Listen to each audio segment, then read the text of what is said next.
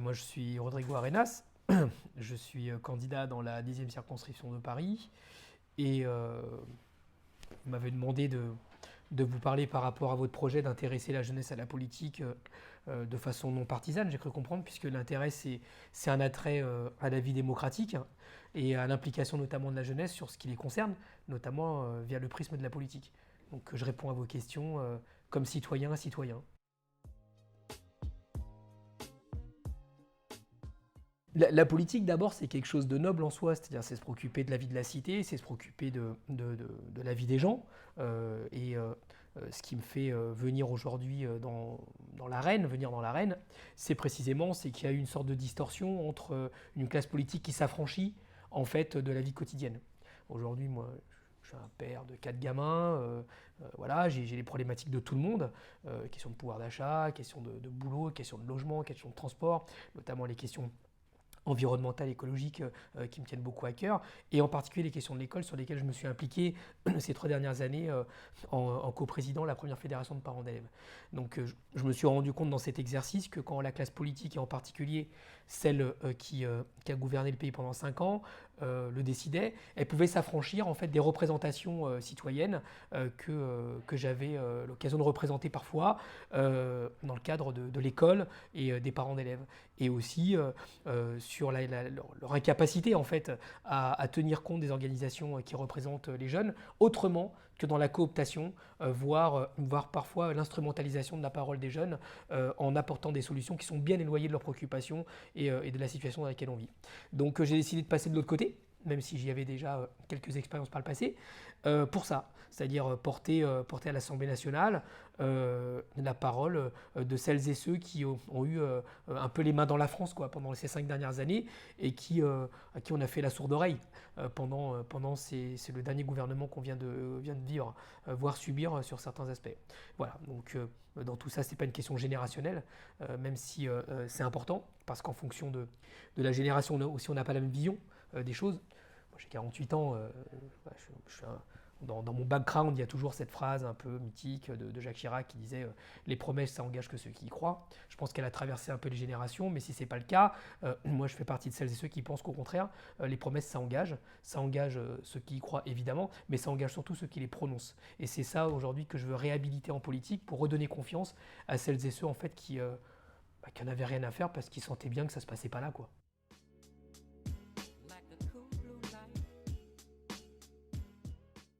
Vous savez, moi, ce qui me guide, c'est les valeurs de la République, hein. C'est liberté, égalité, fraternité, laïcité. Voilà, c'est des choses qu'on apprend. Simplement,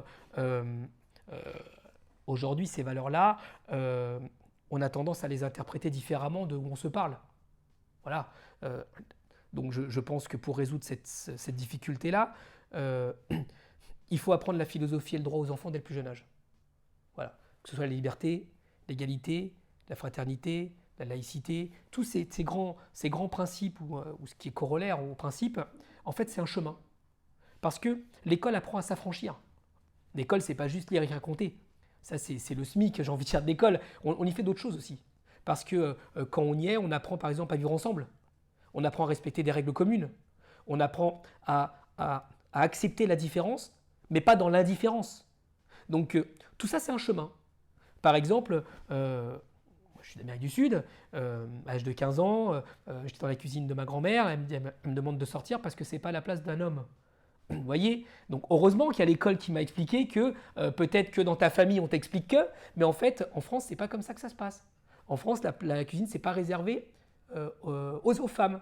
Donc quand dans vos familles on vous apprend des principes qui pour des raisons religieuses, culturelles, peu importe, on crée par exemple une discrimination, une rupture d'égalité entre l'homme et la femme, eh bien il n'y a que l'école pour permettre d'apprendre aux enfants que peut-être que tes parents t'ont dit ça, peut-être que ta culture et tes traditions t'apprennent ça, mais en France en fait on ne vit pas différemment. Mais on n'applique pas ça avec un slogan, on ne fait pas ça avec de la propagande, on fait ça en éduquant. Donc c'est pour ça qu'on n'appelle pas le ministère de l'instruction nationale, comme le voudrait Éric Zemmour. On appelle ça le ministère de l'éducation nationale depuis les années 30. Parce que l'école éduque. L'école éduque à s'affranchir de ce qu'on connaît, à s'affranchir des dogmatismes, à s'affranchir des présupposés. Et aussi, quand je lis la télé en ce moment, à s'affranchir aussi des discussions de café du commerce. L'école, c'est sérieux. L'éducation, c'est sérieux. Et ça, c'est un chemin. Donc c'est un chemin philosophique. La liberté, c'est un chemin philosophique. La liberté est quelque chose qui ne s'applique pas de la même façon dans tous les pays du monde. Par exemple, aux États-Unis, quand on est président de la République, on nous invite à jurer sur la Bible. D'une certaine façon, on peut dire que les États-Unis, qui pourtant s'affichent comme le pays de la liberté, peut être assimilé aussi à une théocratie. En France, on ne jure pas sur la Bible, on jure sur la République. Donc vous voyez, tout ça fait que oui, il y a une sorte de particularité française qui fait que la philosophie est nécessaire pour comprendre pourquoi est-ce que c'est ce qui nous lie, les principes républicains. Et ensuite, il y a le droit. Pourquoi le droit? Parce que ce sont les lois et les règles comiques qui permettent d'appliquer justement des principes philosophiques. Et les enfants doivent l'apprendre. Doivent l'apprendre pour pouvoir lutter contre les présupposés et contre les dogmatismes. L'exemple que je donnerai encore une fois, si vous permettez, c'est par exemple, je vois au Québec, on a beaucoup parlé dernièrement, et c'est normal, et moi je suis solidaire et militant là-dessus, sur le phénomène MeToo, etc. Bon, derrière tout ça, il y a aussi la question du consentement. C'est-à-dire que d'abord, le corps d'une femme lui appartient, et ensuite, que non, c'est non. Voilà, non, c'est pas peut-être. Moi, je suis d'une génération où on disait, bon, elle dit non, mais en fait, on sait bien que peut-être qu'il y avait bien. Non, non, attendez. Quand une femme ou un homme vous dit non, tu touches pas parce que c'est mon corps et je ne t'autorise pas à toucher mon corps, eh bien, c'est non. Au Québec, ils font ça en maternelle. Comment ils font, par exemple? Alors, de façon évidemment, parce que je dis qu'il y a une pédagogie adaptée, évidemment, on ne va pas faire des cours de Descartes ou de je sais pas quoi, d'un autre philosophe. C'est que, par exemple, ils font des cours où vous avez un petit garçon, une petite fille, où ils se coiffent les cheveux. Et donc, quand ça fait mal à la petite fille, eh ben, elle dit non, tu t'arrêtes. Donc, le petit garçon va s'arrêter. Et inversement. Inversement, la petite fille aussi peut coiffer le garçon. Parce que les garçons aussi, on a des nœuds. Vous avez les cheveux longs tous les trois là. Bah, si on vous coiffe, non, bah, ça vous fait mal, on arrête. Et aussi, vous avez le droit de dire, tu sais quoi, en fait, tu vas pas me coiffer parce qu'aujourd'hui, j'ai pas envie qu'on me touche les cheveux, tout simplement parce que c'est mes cheveux. Vous voyez, tous ces petits exercices pratiques, c'est pas juste un exercice pratique, c'est basé sur une conception du rapport entre l'homme et la femme. Et l'école est là pour ça. L'école est là pour apprendre. Donc il va falloir former les enseignants. Parce qu'en formant les enseignants, en rééduquant parfois certains enseignants qui ont été comme moi éduqués dans une autre époque, eh bien ça permettra de donner une chance à nos enfants de sauver le futur, non seulement sur les questions environnementales, mais on en reviendra peut-être, réchauffement climatique, etc., mais aussi sur les questions sociétales, c'est-à-dire du respect entre l'homme et la femme, entre autres.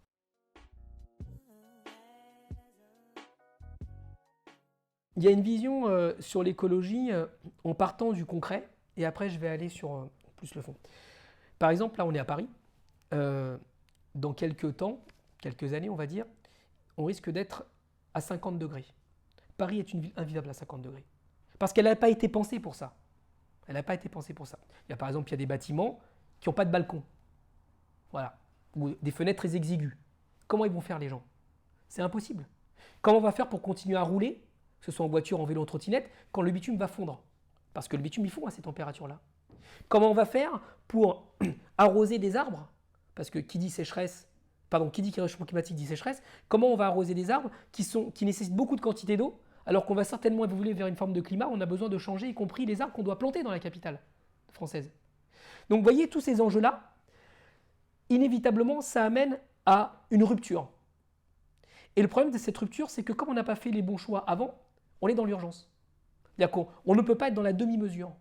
Et c'est ça qui est difficile, parce qu'on nous explique que ne pas être dans la demi-mesure, c'est quelque chose de punitif. Non, ça peut être cool. C'est sympa. C'est sympa d'arrêter de rouler en bagnole et de passer à la trottinette ou au vélo. C'est sympa plutôt de rester enfermé chez soi, d'aller dans des parcs. C'est sympa de trouver des arbres pour nous faire de l'ombre avec des brumisateurs collectifs, etc., comme il y a à Paris-Plage, etc., plutôt que de rester chez soi et de prendre une douche toutes les 5 minutes. Vous voyez, tout ça, ça peut être sympa en fait. Ça peut être sympa d'arrêter de manger des produits qui viennent de l'agroalimentaire industriel dans lequel il y a de la souffrance animale. Ça peut être sympa. En fait, c'est sympa. C'est sympa de changer de mode de vie. Ce n'est pas une punition. La punition, c'est de vivre avec 50 degrés. Vous voyez, la punition, c'est d'être obligé de rouler en voiture électrique en sachant ou en oubliant de dire, parce que vous avez rappelé de façon très délicate que je venais du Chili et d'Amérique du Sud, que pour rouler en électrique en France, ça veut dire qu'on est en train de massacrer le désert d'Atacama parce que le lithium, il vient de là-bas. Et que là-bas, il y avait des lacs et des rivières ancestrales qui aujourd'hui sont jaunes parce qu'elles sont polluées par les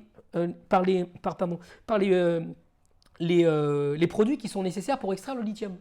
On a ça aussi en Guyane avec les mines d'or. C'est-à-dire qu'il va falloir faire des choix de rupture pour permettre de continuer à vivre, mais pas aux dépens des autres. C'est ça la question qui m'amène du coup à l'écologie. C'est-à-dire qu'il faut accepter qu'on est dans un monde interdépendant. On n'est pas dans le village d'Astérix.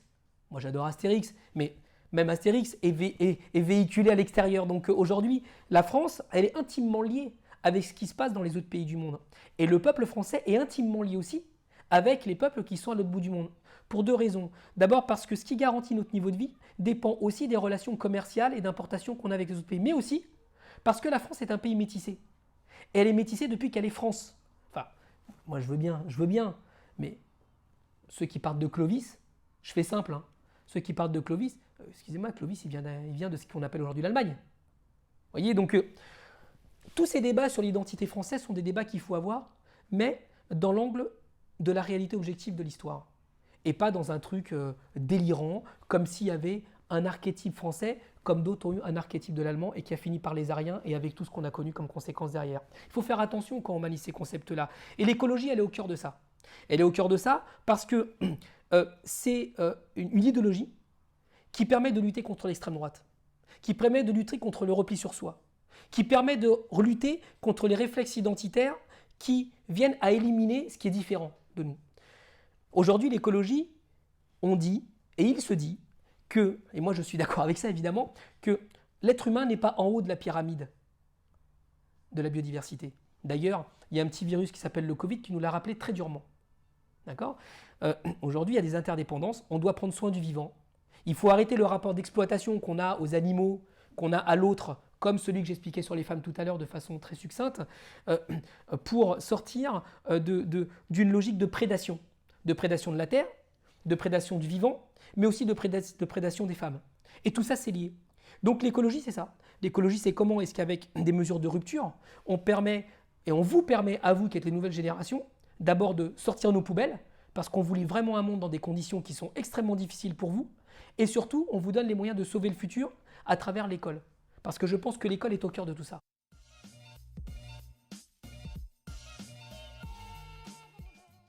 En fait, il y a beaucoup d'intox sur tout ça. Qu'est-ce qu'on dit à la nouvelle union que vous appelez NUPES, Nouvelle Union Populaire, Écologique et Sociale? On dit qu'il y a des traités européens ou des lois européennes qui contreviennent aux enjeux actuels et qui du coup contreviennent aux intérêts des peuples, mais à toute échelle de l'Europe, pas simplement la France.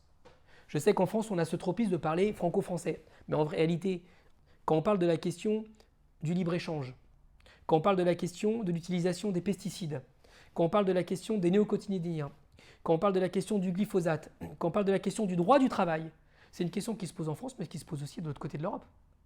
Donc, c'est comment est-ce qu'on réfléchit collectivement pour faire en sorte que ce qu'on hérite de la construction européenne, qui est une bonne chose, moi je suis un Européen convaincu, je n'ai pas besoin d'expliquer ça, vous avez dit gentiment, moi je suis adhéré à Europe Écologie, donc il y a Europe et écologie, donc évidemment, on ne renie pas tout ça. La question c'est que, au contraire, on le réaffirme, la question c'est que le background qu'on occupe a besoin d'être revisité, mais revisité par rapport à l'actualité. Revisité par rapport à la réalité des peuples. On ne réfléchit pas par exemple aujourd'hui la question de la défense européenne à l'heure de l'Ukraine comme on la réfléchissait il y a 20 ans. Aujourd'hui la question c'est comment on organise une défense européenne qui nous permette aujourd'hui de nous affranchir de ce qu'on appelait dans les années 70 des impérialismes. Aujourd'hui par exemple, vous prenez le prix du pétrole. Le prix du pétrole, c'est pas que la capacité de production, c'est-à-dire l'offre de pétrole a diminué, c'est qu'on spécule sur le prix du pétrole. Et que ça nous rend dépendants des pays qui en exportent, notamment les États-Unis. Donc la question, ce n'est pas de faire de la France ou de l'Europe un continent ou un pays qui se met au service de, ou qui se met dans l'asservissement d'une certaine façon de grande puissance, c'est de redonner à l'Europe son indépendance d'action, de réflexion et aussi d'orientation en revisitant ce qui aujourd'hui ne fonctionne pas. Et d'ailleurs, Emmanuel Macron est d'accord avec ça. Il a dit dernièrement qu'il y avait des traités européens qui nécessitaient d'être revisités et il a raison là-dessus.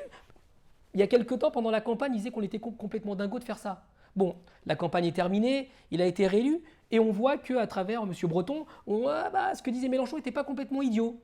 Mais ce n'est pas ce que dit Mélenchon, c'est ce que dit un mouvement politique. C'est ce que dit aujourd'hui une alliance de mouvements politiques. Parce que évidemment, la question se pose. Prenez par exemple la question alimentaire. Enfin, on a besoin de manger, jusqu'à preuve du contraire. Et il s'avère qu'en Europe, on a quelque chose qui nous lie, c'est le blé. Voilà, les pâtes en Italie, le pain en France, etc. Le blé est central dans l'alimentation des pays européens. Avec le réchauffement climatique, En Inde, en ce moment, il fait 50 degrés. Les oiseaux, ils sont foudroyés, de chaleur, ils tombent au sol. Bagdad aussi, il y a des grandes catastrophes. Voilà. Qu'a fait l'Inde? Elle a pris la décision d'interdire les exportations de blé. Pourquoi? Parce que tous les pays, je pense à l'Égypte par exemple, vous avez rappelé l'Irak, mais d'autres, quand vous avez une pénurie de blé et une augmentation du prix, ça crée soit des guerres civiles, soit y compris des renversements de gouvernement et de pouvoir. Bon, moi je ne veux pas ça pour la France. Je veux qu'on reste en République, je veux que l'Europe reste une fédération de républiques, et que cette question est centrale. Donc aujourd'hui, évidemment, il va falloir réfléchir à la production de blé autrement.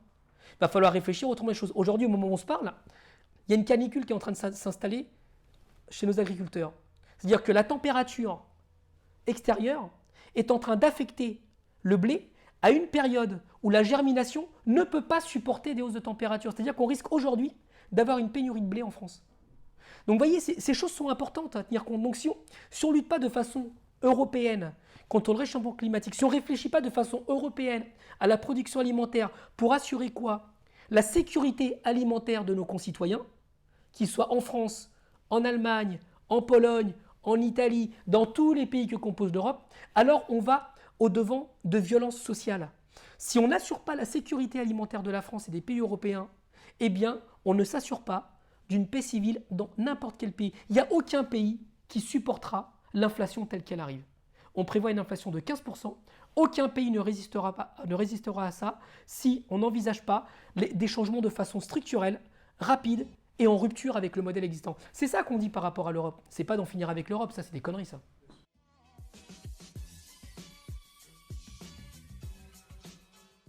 Aujourd'hui, l'accord qui lie, ce sont pas des accords entre des candidats. C'est des accords entre des organisations politiques qui s'est basé sur un programme, qui est le programme de la NUPS, Nouvelle Union Populaire Écologique et Sociale. Voilà.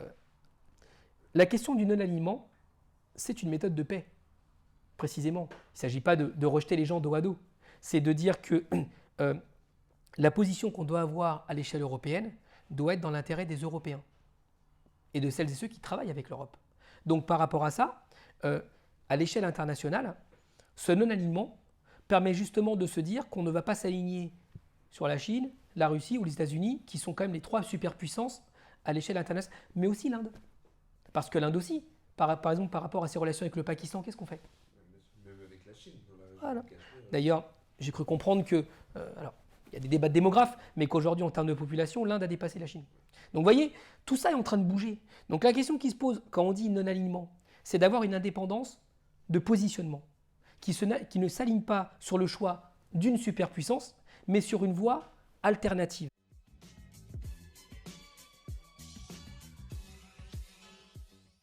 Je vais vous surprendre sur la personne. Moi, je me suis engagé en politique sur Nelson Mandela, sur les Nelson Mandela. Donc c'est quelque chose qui m'a beaucoup marqué, notamment sur la question du rapport démocratique.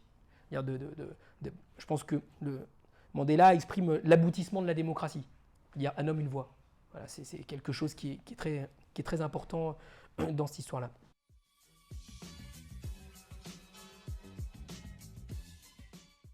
La nouvelle union qu'on a montée, la NUPS, Nouvelle Union Populaire, Écologie Sociale, bon, la NUPS, pour aller vite, ça a redonné confiance aux gens.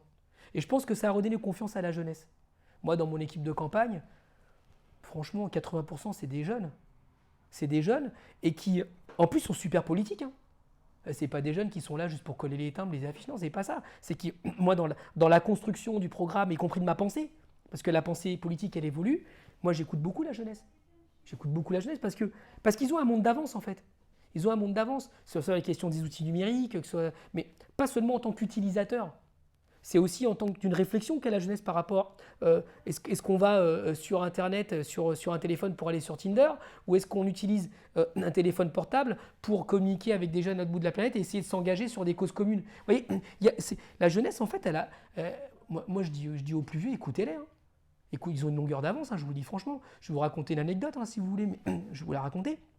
C'est quand il y a eu les lycéens, notamment, qui se sont mobilisés pour la lutte contre le climat, les journées contre le climat, en plein été. Je me rappelle qu'à l'époque, le ministre de l'Éducation, il disait « Ouais, si les lycéens ils vont pas en cours et qu'ils vont défiler, on va sanction, on leur met des zéros. » Enfin, C'est ça qu'ils disent les vieux quand même. C'est-à-dire que, en gros, les mômes qui se mobilisent pour sauver la planète quand même, parce que c'est pas rien, c'est juste au-dessus de ça, il n'y a que le soleil quoi. C'est dire on va leur mettre des zéros. J'ai appelé, je dis écoutez, il faut être sérieux là. Enfin, vous n'allez pas sanctionner les mômes pour cette raison-là. Je dis excusez-moi, mais votre place, elle est à leur côté. Allez défiler avec eux, mobilisez-vous, sortez de vos bureaux et mettez-vous à côté des gamins et surtout, vous leur envoyez pas des flics pour leur taper dessus. Parce que c'est ça qui se passait à l'époque. On envoyait les flics pour taper les mômes, c'est ça la réalité. À la fin, ça s'est fini où il n'y a pas eu de zéro et où ils ont envoyé Gabriel Attal et Brune Poisson à défiler avec les gamins. C'est-à-dire que les mecs, en plus, ils n'ont pas eu le courage de dire ouais, on s'est planté quoi. Donc, vous voyez, c'est ça que moi j'ai envie de dire à la jeunesse. Attendez rien des vieux. Prenez le pouvoir. Moi, je suis un passeur de monde dans cette histoire. Je suis une génération, j'ai 48 ans, j'ai 4 gamins. Moi, je suis un passeur de monde. Je suis un passeur de monde en cela que je viens d'un monde qui n'existe plus, le monde du XXe siècle. J'essaye de m'adapter, mais des fois c'est dur, au monde du XXIe siècle. Mais vous êtes né dedans. Donc, prenez le pouvoir. Et j'ai envie de le dire, si vous avez la chance, parce que je pense que je joue un rôle là-dedans aussi, je ne suis pas en dehors du monde, si on me fait confiance pour aider à cette génération de rentrer en politique par la grande porte, et pas pour servir les intérêts des vieux, mais servir les intérêts de la jeunesse, alors on aura tout gagné. J'ai envie de vous dire, ce qu'on fait aujourd'hui, c'est vous permettre de prendre le pouvoir et de faire ce que vous avez envie de faire. En Suède, la première ministre, elle a 35 ans.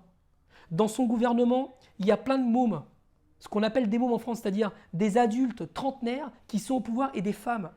Au Chili, mon pays d'origine, là où je suis né, parce que je suis français et 100% français, il n'y a pas de souci là-dessus, c'est un président de la République qui a 35 ans. Enfin, est-ce que vous vous rendez compte dans quel monde on est en France? On va avoir un gouvernement là qui va sortir, il y aura que des mecs de 50, 60 ans. Sans déconner, c'est pas sérieux, c'est pas haut niveau, c'est pas responsable. Donc oui, moi je pense que dans le prochain gouvernement qui va arriver, il doit y avoir des trentenaires de façon majoritaire. Il doit y avoir des femmes de façon majoritaire. Non pas parce que c'est du marketing et c'est de la com, c'est parce qu'ils ont un monde d'avance. Vous voyez Elisabeth Borne, c'est une femme compétente, il n'y a pas de souci. Mais elle était compétente aussi quand Emmanuel Macron a choisi Castex. Pourquoi aujourd'hui c'est trop funky? Pourquoi il ne l'a pas mis Premier ministre quand elle était déjà ministre et qu'elle faisait déjà ses preuves? Il y a que moi je refuse le marketing. Je refuse la communication et l'instrumentalisation des femmes. Je pense qu'elles ont le droit de prendre le pouvoir et d'être majoritaires dans un gouvernement. C'est l'enjeu, parce qu'elles apportent une vision différente des choses et qu'on ne les écoute pas assez. Voilà, on n'écoute pas assez la jeunesse. Donc je vais vous dire, pour toutes celles et ceux qui nous goûtent, prenez le pouvoir parce qu'on ne vous le donnera pas. De la même façon que les États-Unis ont fait un coup d'État au Chili pour qu'Allende ne prenne pas le pouvoir, de la même façon, les vieux ils vont se mobiliser pour que vous ne preniez pas le pouvoir. Donc prenez-le et appuyez-vous sur les gens comme moi pour avoir cette place. Et si je suis député, et j'espère l'être de toutes mes forces avec tous ceux qui m'entourent, je peux vous garantir que l'essentiel de mon mandat s'adressera aux jeunes en leur donnant la parole dans l'essentiel de ce que je porterai à l'Assemblée nationale.